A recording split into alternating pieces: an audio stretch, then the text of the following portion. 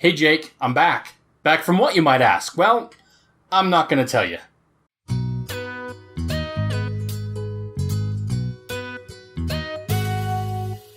Okay, actually I am going to tell you. So I do apologize to you, Jake, for not getting a video out the last couple of weeks, and I also apologize to anybody else who might be eavesdropping on our conversation. These last couple of weeks have been kind of hectic, and I've not really been able to get much done at all. Basically, the week prior to last week, I ended up taking my nephew to a local zoo, and basically we spent the entire day there. And so that was kind of the reasoning behind not really having the time to get around to recording a video, so for that I'm sorry. As for last week, I've been dealing with a terrible toothache, as I did say in my other channel, and it has just been so bad I actually had to go to the ER because I needed some painkillers.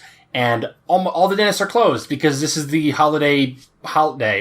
With being near the 4th and everything, the dentist has taken the whole week off. So, unfortunately, I was unable to do pretty much anything other than lie in bed for about 4 or 5 days until the medicine finally kicked in. So, I am sitting here with a bit of a toothache, not a huge amount. I am able to talk and move around, but I certainly wasn't the last 4 or 5 days. I wanted to talk to you about an exciting new movie that I just got done seeing today, and that is SpiderMan. SpiderMan Homecoming was absolutely amazing, Jake, and if you haven't seen it, you absolutely should. It is not as grand scale as most of the other Marvel movies have been in the past. This is actually a lot more localized, which I think is what I liked a lot more about it. It really felt different in comparison to the other movies. In the last couple of years, most of the Marvel movies that have come out have been building up to a bigger thing, the big Infinity War that's going to be going on. So a lot of these have been really building up to that. However, Spider-Man feels really small and localized and just, it's just New York. And I think that's what makes it really good. The actors were absolutely amazing. The characters were great. The motives behind the characters were really good. I really thoroughly enjoyed the entire experience of it.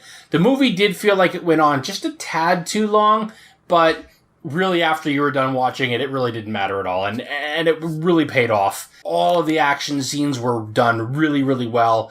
And I really feel like this Spider-Man is a really good version of Spider-Man. The Vulture was an amazing villain to have here, and personally, I really like that they used the Vulture in the Marvel Cinematic Universe as his first real villain, because in the comic books, he actually was Spider-Man's very first villain, so I thought that was pretty awesome. And while the stakes were very high for that localized area, it wasn't like a world-changing event or anything crazy like that, and that was pretty great too. I think Robert Downey Jr.'s part in this movie, acting kind of as a mentor or a father figure to Peter, was absolutely amazing. I genuinely loved how he was able to kind of take on that role, but yet also maintain himself as the Tony Stark that we all know and love. But that's where I'm going to stop. I don't want to say anything else. I'm not going to spoil anything for you guys if you haven't already seen it.